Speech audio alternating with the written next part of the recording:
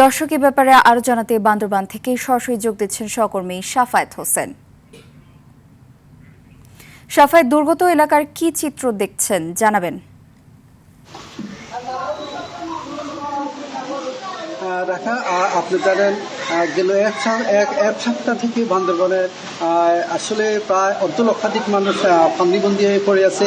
তবে জেলা সদরের সাথে 7টি উপজেলার সড়ক যোগাযোগ এখনো বিচ্ছিন্ন রয়েছে, কারণ শহরতলিতে বিভিন্ন জায়গায় পাহাড় ধসে পড়ার কারণে এই সড়ক যোগাযোগগুলো বিচ্ছিন্ন রয়েছে। তবে কিছু কিছু সড়কে আসলে সেনাবাহিনী দিনরাত কাজ করে যাচ্ছে যোগাযোগ স্বাভাবিক রাখার জন্য। এছাড়াও বান্দরবানের জেলা শহরের আরবিপাড়া, শেরবাংলানগর, ইসলামপুর, মেম্বরপাড়া বেশ এলাকায় আসে পানির নিচে চলে গেছে। তবে আজ সকাল থেকে ধীরে ধীরে পানি কমতে শুরু করছে। তবে শুরু করলো আসলে এখানকার প্রায় অর্ধলক্ষাধিক মানুষ আসলে চরম ভোগান্তিতে আছে, কারণ টানা বর্ষার কারণে তাদের বাড়িঘর এখনো পানির নিচে চলে আছে।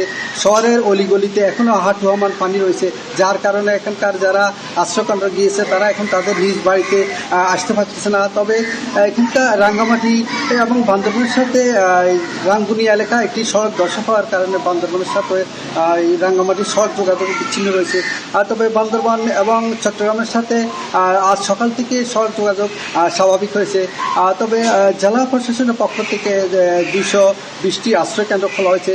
সেখানে প্রায় 550 লোক আশ্রয়কেন্দ্রে অবস্থান নিয়েছে। জেলা প্রশাসনের তরফ থেকে শুক্রবার সেনাবাহিনীর তরফ এবং বিজেপি জেলা বিএনপির পক্ষ থেকে আসলে সংগঠনের পক্ষ থেকে ত্রাণ সামগ্রী সরবরাহ করা হচ্ছে। তবে জেলা শহরের এখনো পানিগুলো জমাট রয়েছে, ধীরে ধীরে পানি নামতে শুরু করেছে, যার কারণে এলাকার মানুষগুলো এখনো তাদের বসত বাড়িতে উঠতে পারছে না।